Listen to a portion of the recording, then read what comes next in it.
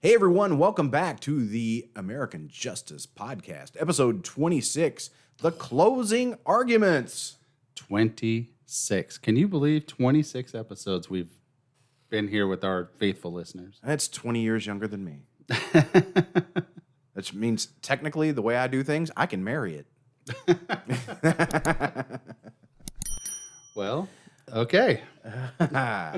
Q&A edition for episode 26, The Closing Arguments. Scott, how's your week going? It's going good, man. Just trying to get all this. I will tell you the episode coming up in this Sunday, the one about the appeals and the status of the case now. Man, that has taken me a lot longer than I thought it was going to because there's a lot of technical jargon that I have to get across to the listeners without sounding like a lawyer and putting a lot of legalese in there. So it's taking a little bit of work to get it understandable. We're so close to the end, though. I know. We're like right there. Like you can see it, like right there. Missed it by that much.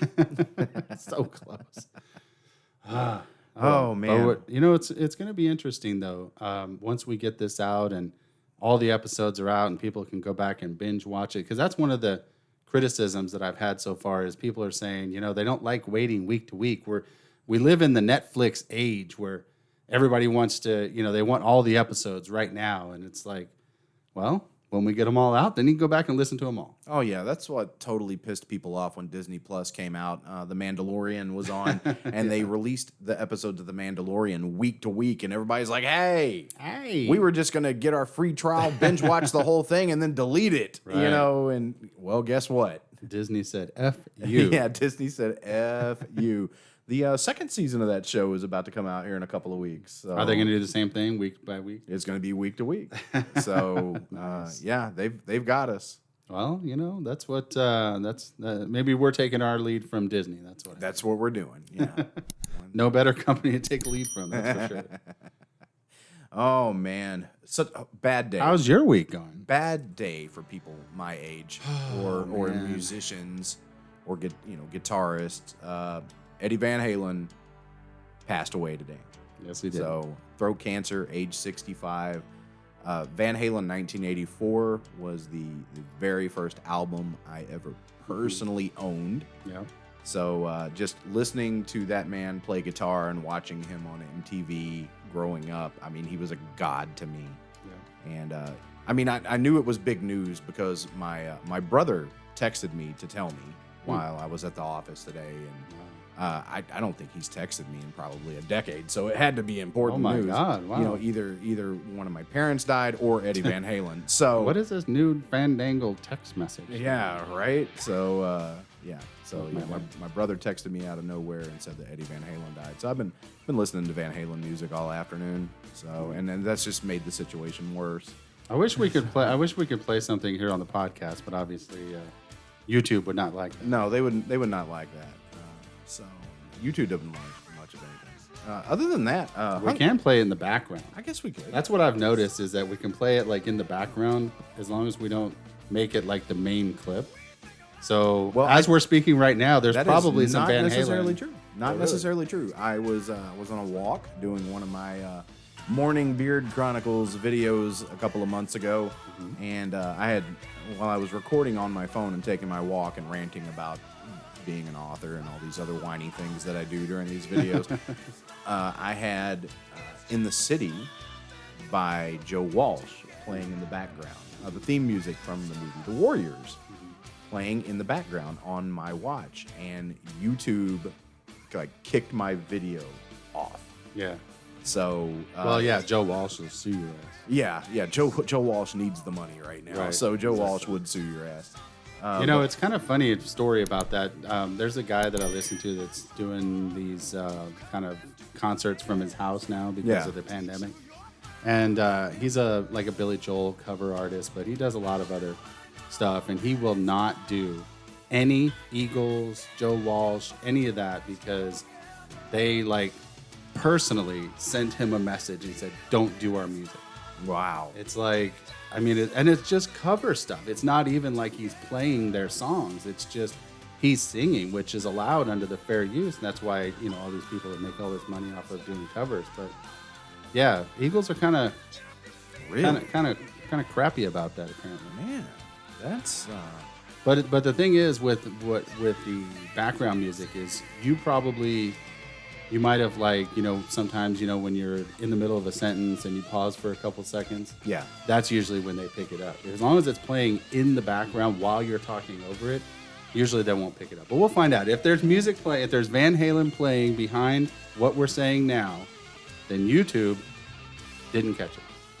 I'm interested to see how that goes. Also, Hunt County is back in the news. County, right well, now. You don't say. Yeah, Hunt County. The Texas Rangers are back in Hunt County right now. First of all, we had a gentleman by the name of Jonathan Price this last Saturday in Wolf City, Texas, which is 10 miles other side of Greenville from Royce City, where Brandon and his case took place. 31-year-old gentleman. Of course, being the times that we are, I'm bringing this up. This gentleman is a black male in Wolf City, Texas. Population 1,500. That is 1500. 1,500. Like everybody knows everybody. Goes- Everybody's related to everybody. Pillar of the pillar of the community. Very well known. Oh wow, really? Not a criminal. Not even anything to question as far as any criminal activity. He's going to the only convenience store in the whole damn town. There is a man and a woman fighting. Like I believe the woman is being physically abused. He steps in to try and stop the fight, and that's right about the time that the police officer shows up. The police officer for Wolf City. White police officer. I think there's 3 police officers in Wolf City. This on one duty at any time, This or was just in the whole city. Yeah, one on duty. They split it up. I think this guy. I don't know a lot about him. I didn't know him. Being from Hunt County, I'd never heard of this guy. I think he was a reserve officer. So Wolf City was just carrying his commission. He's not like a full-time officer like a anywhere. reservist, yeah. From what I have been told so far, he tased Jonathan Price, shot and killed Jonathan Price 3 times, shot him 3 times, handcuffed him after the fact, and then fled the scene. The officer fled the scene. If that doesn't show you that you feel guilty, I don't know. There was video cameras from the convenience store that caught it all. There were witnesses that caught it all. And the Texas Rangers stepped in rather quickly. They arrested this officer for murder. That's I'm the charge. assuming is that Jonathan was unarmed. He was unarmed. Yes. Completely unarmed. I think we, without getting too political, I think it's impossible at this point to not admit that there's a problem. No, there's a problem. There's been a problem for how old's the world? Right. there's been a problem for that long. However old the world is, depending on what side of the Mason-Dixon line you stand on. Right. There's a problem. There's a huge problem, and even bigger problem. I found out today. I was really happy that the Texas Rangers moved so quickly. Yeah. And had this officer arrested, and the news channels in Dallas have been saying that he was transferred from Hunt County to Rockwall County, I guess, for his safety. That is not the case. This officer is out on bond. Oh, geez. They set $1 million bond, which means if we're just going with the bare minimum 10% that some bail bondsmen will charge you, right? Somebody posted up $100,000 for this jackass to be out on the streets. Man. So, just Hunt County. Well, but also, we weren't there. We don't know what happened. We weren't there. So we'll let the facts, go work themselves out, and hopefully, if he is guilty of what it sounds like he's guilty of, he gets prosecuted to the fullest extent of the law. The reason that we have this podcast is to help exonerate people that are actually innocent. So if he's guilty, hopefully he gets it the full extent. If he's innocent and the facts come out and there's some stuff that they're not reporting or whatever, then hopefully he doesn't get charged. I mean, it depends. I'm just saying it. We can't jump to conclusions, right? I can jump there all day, and I will. I'm jumping there. I'm jumping there right now. Okay. Like I said, jumped. we have. It's impossible to not admit that there is a problem in this country, and no matter what side of the fence you fall on, it needs to be addressed and it needs to be fixed. I mean, I was born there. I was raised there. I worked there. I wore that badge. I know what they were thinking. Chances are, I know what they did. So, in my mind, this guy is done. Yeah. So, like I said, my condolences to the Price family of Wolf City and the Hunt County area. I know it's a very big family in that county, in that area. And that's the thing at the end of the day. At the end of the day, a man is dead. Yes. Like whether it was justified or not justified, or whether he gets prosecuted or not prosecuted, his family will never be able to hug him again. They'll never be able to tell him they love him again. I mean, it's a tragedy, even from this point, no matter what happens. Yeah, it's crazy. It's crazy. So from one screwed up case in Hunt County to another, let's get to some questions. Yes, we have some questions this week. Okay, for episode 26, the closing arguments. Here we go. Yes. Question number 1 comes from Dana in Quinlan, Texas. Quinlan, Texas, which is... That's right. It's in Hunt County, too, isn't it? That is in Hunt County. That is, let's say, Greenville, Roy City, Wolf City, Quinlan. Did you guys catch that? Yes. So if I feel like I'm going to have to put a map up. If you plot all of these places on a map and draw the lines, you can make a pentagram, which explains this whole situation.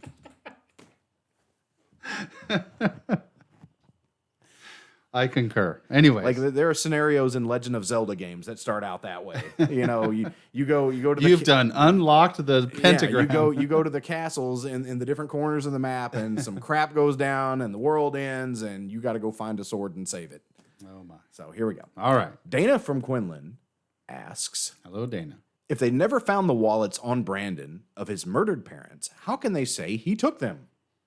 Well, anybody can say anything, right? Yeah. Well, I mean, okay. So you guys have listened to the closing arguments, right? These are directly from the trial transcript.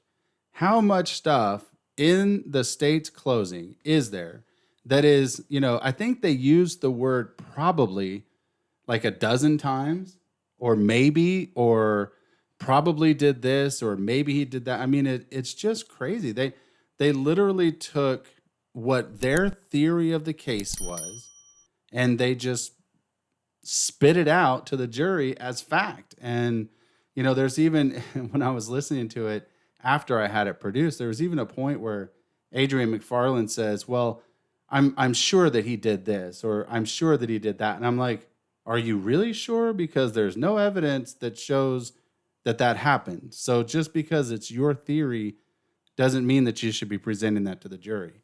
And that the same thing with the wallets. The wallets were missing, but there's absolutely no evidence that Brandon took them.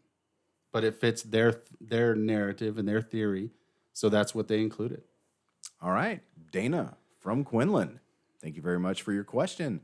Don't forget, you can call and ask questions. You can email them. You can send them on Facebook, Twitter, social media, all kinds of stuff. But don't forget, you can call and ask questions on our phone. Yes. Those things, those landline things. Yeah, the landline. It's a voicemail. Remember those? You don't even have to talk to anyone. Right. 972-942-0444. Don't forget, though, if you do call and ask a question, make sure you leave permission for us to use your voice on the air. Mm-hmm. And if you do, we will send you a Ranger Collins Does It With the Lights Off bumper sticker. That's right.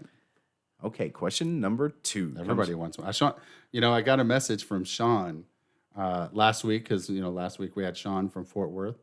So I sent him his bumper sticker, and he sent me a message saying that it was like, that he literally was like doubling over from laughing so hard. Like he loved it, and yeah, it was funny. They're good. They're good, and they're free. All you got to do is dial a phone number and ask a question. We know you got questions. Hell, we run this show, and we have questions. We know you've got questions. All right. Question number 2 comes from Freddie from Dallas. Freddie. Ready, Freddie. What's up, Freddie? Okay, here we go. Brandon had black hair at the time of the murders. So the hairs in Norma Woodruff's hair was blonde and longer. How can this be? So I guess he's saying the hair that was in her hand. I think she's saying hand. Okay. Or he's saying hand. Okay. So the hairs in Norma Woodruff's hand was blonde hand. and longer. How can this be? Because Collins was saying that he pulled her hand away from her head, and that was...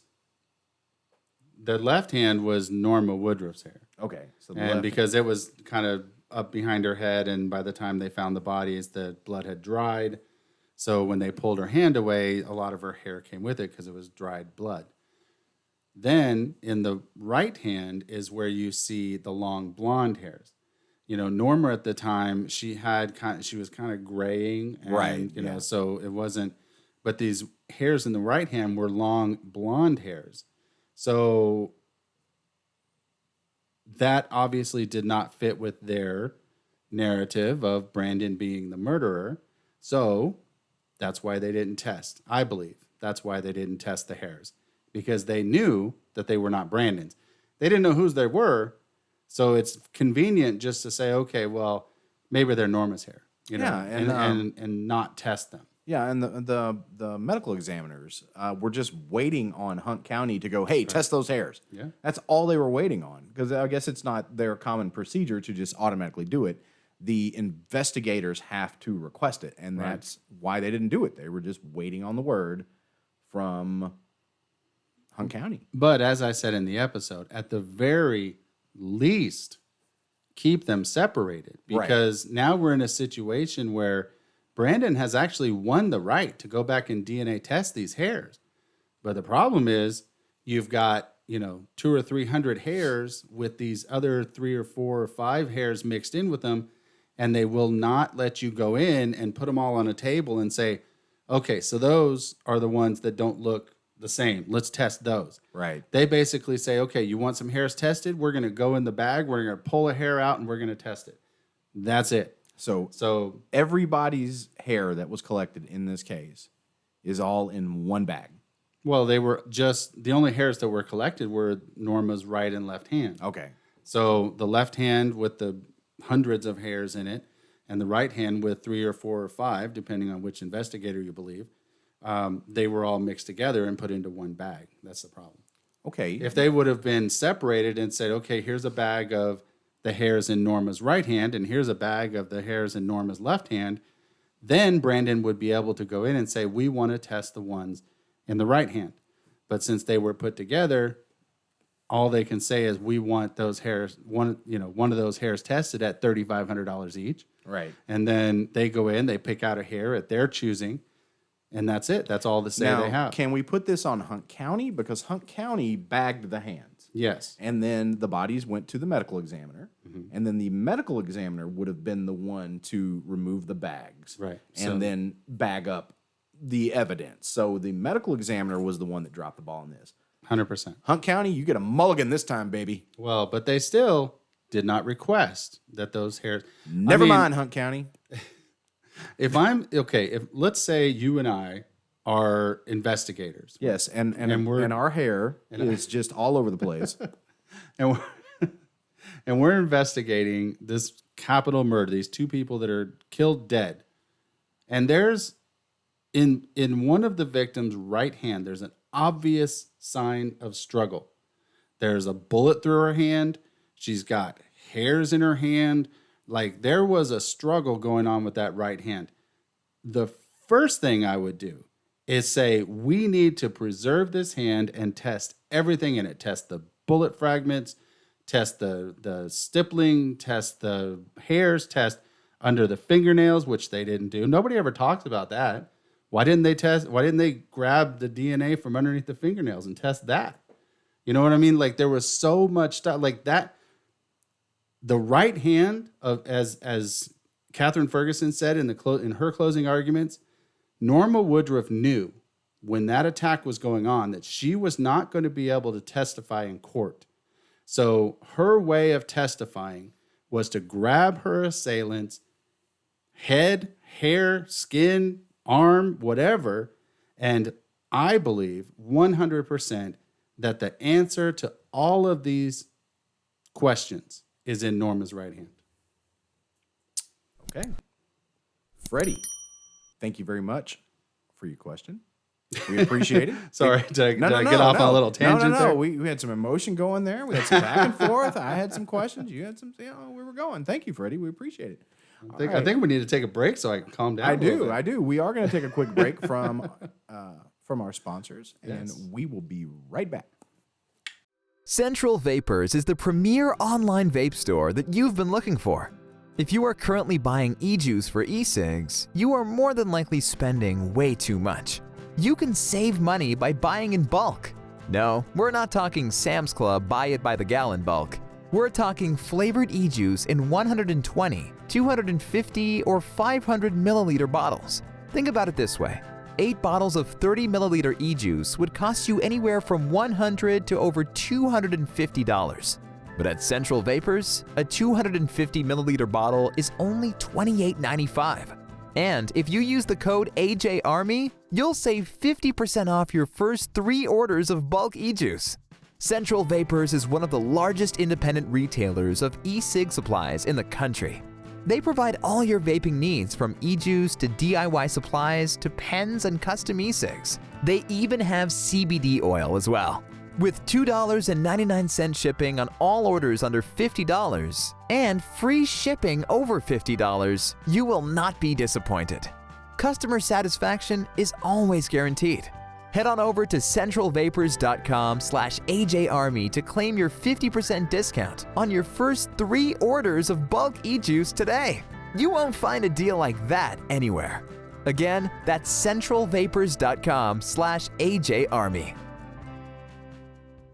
Hey everyone, welcome back to the American Justice Podcast, Q&A edition for episode 26, the closing arguments. 26. Thanks for sticking with us. We're going to jump on to question 3 right now. This comes from Sylvia in Frisco. Frisco, right down the street. Yeah, let's see.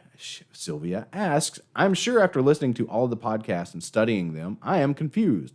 The lady Norma Etherington was not best friends with Norma Woodruff. It seems as though this Norma Etherington could be crazy enough to do something. What color is her hair? She did call people to tell them before anything was released. Also, there had to be something going on, or why would Todd Williams say to check the Etheringtons out? Sounds to me this Norma Etherington and her son Mike had easy access to the gun at the Morgan's house also. Sylvia is exploding. I think Sylvia knows these people. Sylvia has had enough. I don't know. It sounds like I don't know. Well, she says they were not best friends. We've brought up evidence that shows that they were not best friends, but obviously Charla testifying in court, she tried to make it all like, oh, they were best friends. Well, maybe, but it sounds like she knows. Maybe that was Charla's definition of a best friend. Maybe, I only shoot my good friends. Yeah. Everybody's to be her bad friend. Everybody's definition of friend is different. I was in a relationship with a lady at one time in my life who every single person she ever introduced me to was her best friend. Yeah. And I'm like, are you unaware of what the word best means? Best means one, top, right? The be all end all. You can only have one best friend. Maybe we have different definitions of this word. Everybody seems to have a different definition of that word. Well, I think sometimes if they're not together, like sometimes it's a little considerate. Like, you know what I mean? If we're really, really, really good friends, but I also have another best friend, right? I may introduce them as my best friend just because, I don't want to say, hey, this is my good friend, and then they look at me like, what? I don't think you can be best friends unless you've seen each other naked. and that's the way I see it right there. So according to Charla, Norma Etherington and Norma Woodruff had seen each other naked. I don't even want to think about that. I don't either. That's an interesting standard. I'll have to explain that to my best friend. Do you like pat each other on the butt? We never did that. We were never really. That's a sports guy thing. It's true. It's not gay if you're on the same team. Yeah, there we go. That's one way to look at it. I don't think we've ever patted each other on the butt. Seriously. Not even jokingly? Not even jokingly. There's just some places you don't go. Now I do. There is one of those two guys that when he came out of the Air Force, he had this weird thing where he would walk up to people and like put their finger up their butt and go check your oil. But he grew out of that, and thank goodness he grew out of that. He did this after he got out of the Air Force. Out of the Air Force, yeah. And everybody says that's the Navy. No, it was the Air Force. Was it don't ask, don't tell? Don't ask. It was back in the don't ask, don't tell days. So yeah, he's always wanting to check your oil. He'd be like, check your oil. Okay. You're about a quart low. You're about a quart low. Yeah, luckily he grew out of that. He's also a rather amazing musician, and I know he is in just crying his eyes out right now because of Eddie Van Halen, more so than I am. So I really feel. Maybe you should tell us all his name and call him out by name. And he is actually a listener of this show. Oh, nice. He is this guy is a jack of all trades. He is a beekeeper and a pecan farmer. Okay. And a leathersmith and a guitarist and a saxophone player. And he's an everything player. He can play any instrument you put in front of the guy. So jealous of those people. Songwriter, singer, everything. He has an amazing band called 8 Bore that's from the Rockwall area. They don't play at the IHOP, so the shit kickers have never seen They him. never saw him. Did you see I got a cowboy hat this week? I did see that. And so I can infiltrate the Roy City High School shit kickers. Yeah, and go find check things out. Go check out the IHOP and see Right. what's going on. But no, the gentleman's name is Tommy Cross, and he is a listener. He's been a great friend since I was like 10 years old. Thank you for listening, Tommy. And Are you still checking people's oil? And he used to walk up to people and try to check their oil. So. I've never even heard that. Yeah. I literally have never. This is the first time I've ever even heard of that. It's uncomfortable. I can imagine. Anyway, Tommy, So- thank you for listening. Thank you for listening, Tommy. We had a question. There was a question somewhere in there. Basically, no, this was Sylvia just going, Just ranting. WTF. All right, so Lady Norma Etherington was not best friends with Norma. We know that. We introduced evidence to show that. Seems as though Norma Etherington could be crazy enough to do something. I mean, I think we've introduced evidence enough to do that. And then let's see, what color is her hair? Okay, her hair was blonde. We have pictures. We showed pictures on the website she had long blonde hair. Did she call people to tell them before anything was released? Oh, well, yeah, that's true. She called to give information on Brandon. She said she worked for the IRS. Right. Which I guess she didn't she? Kind of. Well, so here's an interesting thing. She only gave in this case a written statement. And one of the things that I've always wanted to do that I never did was I wanted to have that written statement analyzed. Because they can tell if somebody says, like this person was my really good friend, or they say this person was my good friend. They analyze that and they go and say what that meant and what was going on. So I finally had her statement analyzed. I just got the report a couple days ago. I'm actually going to be doing a Zoom meeting with the investigator that did it. And so we'll have that, and I'll probably put that on the last episode. Cool. It's very interesting, and one of the things that he did bring up, just to give everybody a little bit of a teaser, one of the things he did bring up is that the wording that she used when she said that she worked with the IRS and that she worked with the investigators or something, like she was trying to overstate her importance in the IRS, and you'll just have to listen to it. It's very interesting. I can't wait to. Was it written on a big chief tablet in purple crayon?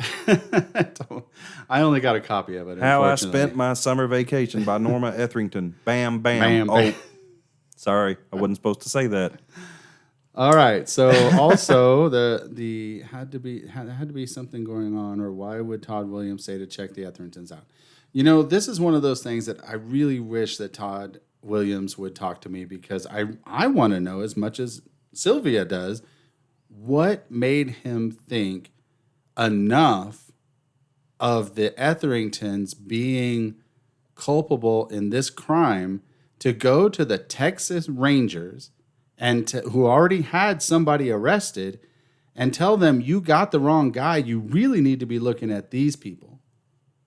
What was it about them? What did he know about them? And I really wish he would talk to me, but he's waiting for a sign from God. From what he's told other people is that he doesn't want to get involved because God hasn't given him a sign. Look, Todd, you were involved from the first freaking minute, man. Right. You crawled through the window. Right. If you didn't want to get involved, you should have just hung up the phone and said, I ain't going to do that. Anyway. And you know what's funny is we'll talk a little bit more about this in the last episode as well, but that conversation that I had with Mike before he realized that I was doing an investigation instead of just reporting. One of the things that he said also was he thought that it was odd that Todd was called to find the bodies. And I've had other people tell me that as well. So I think there's something to that as to why Charla called Todd specifically. So again, if Todd would talk to us, we might have some answers to these questions. Don't ask me my opinion on it. Sounds to me that Norma E. and her son Mike had easy access to the gun in the Morgan's house as well. Obviously, had a lot more. I mean, he spent the night there, and Morgan was in the other room sleeping. Right. So he had a lot more access. Plus, he was really the only one that knew or really talked about the fact that the Lees never locked their house, like ever. Yeah. So, I mean, anybody had access to that stupid gun. Oh, Morgan. Big M. Lorgan. Okay. Yeah, Sylvia, thanks for the rant. Thanks, Sylvia. Appreciate that. Lots of things going through my mind right now to Sylvia. So many things I want to say. So many things I've been wanting to say over the past year, as far as speculation. Are we going to my writer's get brain that in the last episode? In the last episode, I will just let go. Because the way for everybody to know, the way we've set it up is basically I'm just writing the last episode because it's just a recap and it's like pretty much my opinion. But there have been some listeners that have asked for your opinion as well, and you've been kind of on the fence. So are you officially now saying I will say that you are going to give us in the last episode, I will let rip what I have thought since the first time you allowed me access to all the documentations for me to write that expose. All these, well, I guess it hadn't been that long. 2 years ago, we met right out about 2 years ago when you had the premiere, the Texas Theater in Oak Cliff for Texas Justice Brandon Woodruff, and since then, since the expose and reading all of those documents, I formed my opinion very early on, and there hasn't been much to lead me any other direction. Yeah. So I think anybody that looks at the evidence independently with an open mind will realize, what we've been preaching since the first episode. You just whatever you do, make sure you get ready to do. Do you have a button on that thing over there that'll make a beep? Beep. Why am I trying to beep? When I start saying the dirty words. Well, what we'll do is we'll do the wrap, the wrap up, and then we'll have your opinion, and then we'll have my opinion. Yes, we'll have my opinion, then we'll have the intelligent opinion. We'll have my emotional opinion, we'll have your intelligent opinion. I'm kind of interested. I know you've said some things kind of here and there but I'm really interested to see what your unleashed fervent opinion is. It'll be the rant that gets us shot. I'm just saying. So well, that's good that it's the last episode. Yeah, right. Well, at least they finished. At least they finished it.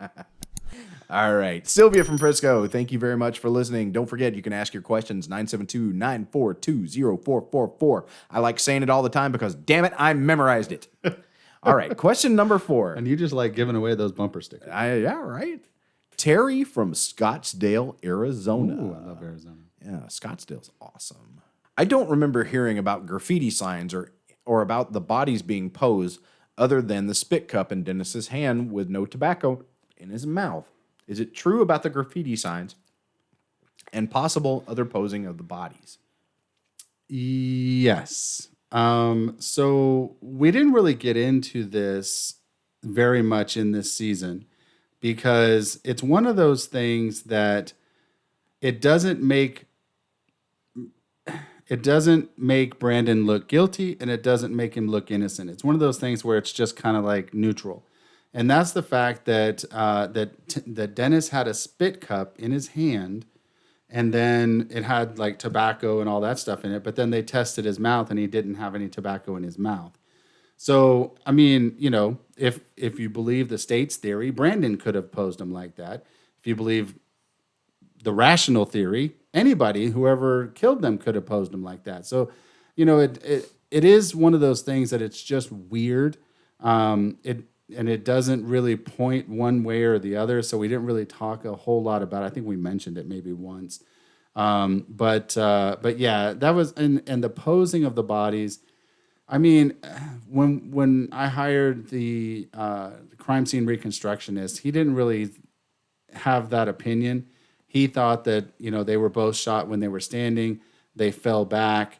Norma was trying to basically kind of hide and dig behind Dennis, and that's just the way that, you know, because when you're shot like that, you know, Dennis, when he was shot in the mouth, and he literally just fell back.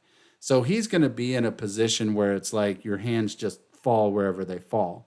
So that's what made it kind of look weird that he still had this, you know, cup in his hand. But Norma, I mean, I hate to say it because it's kind of grotesque, but it sounds like that she was pretty much struggling up until she lost consciousness. Like she was trying to get under Dennis. She was trying to hide. She was turning. She had her hand. I mean, she was just really trying to fight back until she just lost so much blood that she lost consciousness, and then she just kind of fell where she was. So I don't really give credence to the fact that they were posed, or, you know, I mean, if they were, I don't understand what the difference is. You know, it's like Brandon could have done it. Whoever killed them could have done it. The other people could have done it. You know, like it doesn't really matter to me. I didn't really see a difference or anything that was really relevant to ferreting out who actually did it. Does that make sense? All right. What do you think? Do you think that's kind of weird?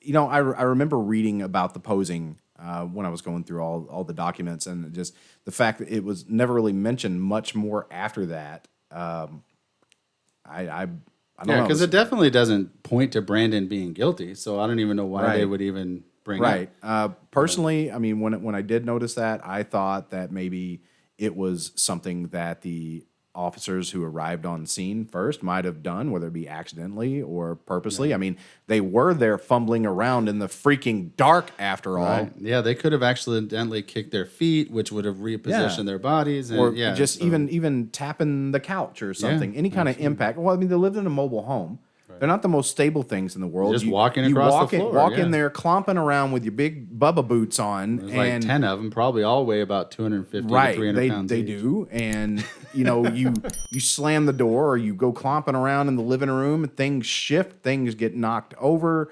I mean, those bodies could have been hanging on by a thread, and then just anything just kind of like fell into each other. Yeah. But you would never know because the damn lights were out. Exactly. Anyway, Terry from Scottsdale, thank you very much for your question. If anybody has any other theories, right? Please, exactly. Norma, if Norma Etherington, if you're listening, please feel free to call 972-942-0444 and tell us exactly how you did it. Okay, question number 5. Tell us if you actually posed the bodies, or if that's the way that they really fell after you shot them. Or Norma, was it your spit cup? We want to know. Okay, question number 5. The comment about Ranger Collins saying he wasn't in charge of the investigation, he was directing it. Isn't that the basic meaning of director, one who is in charge? Who was in charge of the investigation if the one directing it wasn't in charge? This is Rick from Dallas. I wonder if it's like Rick from Rick's Cabaret. Ooh. Hey, can we get some free passes, Rick? Okay. That would be a coincidence. But anyways, I mean, obviously, I think it's pretty darn obvious that everybody was just passing the buck. You know, it's like, okay, so you were the one in charge, so you told them to film it with the lights off. And then, oh, well, what about this? Why didn't you take fingerprints on the light switches? Oh, well, I wasn't in charge. Why didn't you guys, search the barn for this sword? Oh, I wasn't in charge. I wasn't the one that was calling the shots. Nobody told me to do it. It was just a lot of passing the buck. I think that it's very...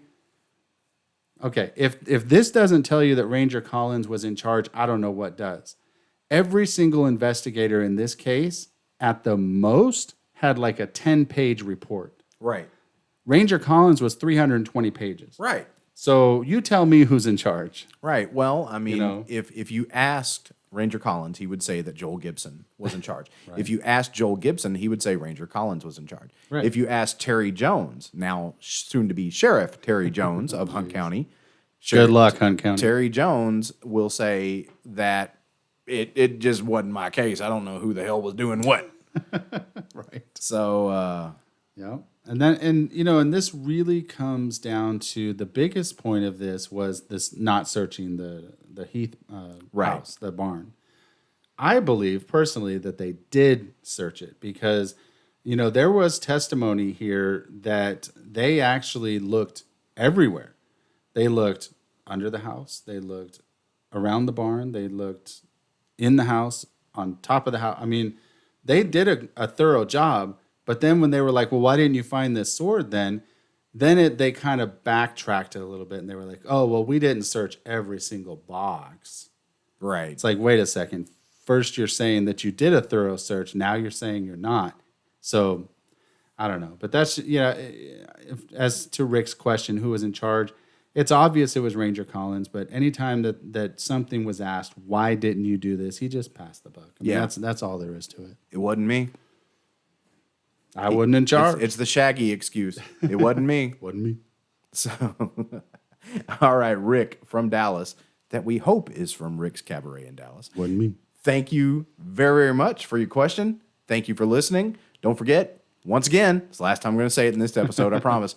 You can call in and ask your questions at 972-942-0444. You will also get a Ranger Collins Does It With the Lights Out bumper sticker for doing so. That's right. I want to see those all over Dallas. That's right. And when we have next week, when we have the appeals and the status of the case now, I want to see like 5 voicemails. That would be I awesome. want to send out 5 bumper stickers. That would be totally awesome. I mean, it's easy. Maybe people should, I don't know, I don't want to give out my phone number. I'm like, oh, they can text questions. But no, you know what? Because nobody talks on the phone anymore. I don't even like to talk on the phone, really. Me neither. But this is a voicemail. You don't even have to talk to anyone. You just leave your message. Just like calling in sick. Right. Which a lot of us are used to doing here lately. Right. All right. Well, that does it for our questions for this week, episode 26, the closing arguments. Yes. So we have episode 27 coming up, and that is the appeals, correct? Yeah, the appeals and the status of the case now. And then following that will be our opinions. Our opinions. And just a wrap up for all of those that kind of got in the middle of the season and they didn't hear all of the original. But if you haven't, just go back and listen to them all. They're all available. Right. And I would even suggest going to YouTube because there's a lot of the episodes where you can actually watch the actual investigation or the actual interview. Videos, the interviews. Yeah. Absolutely. So. And plus, there's a playlist at the end of every video. We put the playlist of season 1. All you got to do is click on that, and it'll start you at episode 1, and you just go 1, 2, 3, 4, 5, 6. Too easy, baby. Hands free. That's right. That's right. It's free and it's in your pocket. It's free and it's in your pocket. Is that at YouTube and Google? YouTube and Google. Well, YouTube is free, but probably not for much longer. Have you noticed how their commercials have just gotten out of hand? I haven't because I pay for the premium. God. Well, let me tell you, their commercials have gotten out of hand. You have to watch like 2 commercials before you even watch the video. You can't skip them. And then, like, every 5 minutes or so, a commercial comes on, and you can't skip it either. Yeah. So, well, they got me because it was worth it to me for the $10 a month to, not watch any commercials. It's like commercials on TV. It's like a bathroom break. So it works. Yeah, but then you come back from the bathroom and like half of your video is done. But you can run it back. Oh, that's true. But then you got to watch another commercial. Yeah, you're right. Well, that's okay because I'm older and I have to pee a lot. Anyway, There's a friend of mine at work that I joke with him all the time because he'll bring up YouTube videos that he's like, hey man, you got to see this video or whatever, and he'll go to YouTube on his computer and he'll bring it up and it'll start commercials, and every time I'm like, still haven't paid for the premium yet. He's like, not all of us are rich, Scott. And I'm like, well, I'm not rich, but $10 a month not going to kill me. Yeah. I'm not hurting, but I'm not paying for YouTube. I'm just not. Sorry. I provide them with content. The least they could do is offer it to me. So anyway, all right, guys. Well, then we will see you next week for episode 27, closing arguments Q&A. Until then, stay aware, Stay strong, and get involved.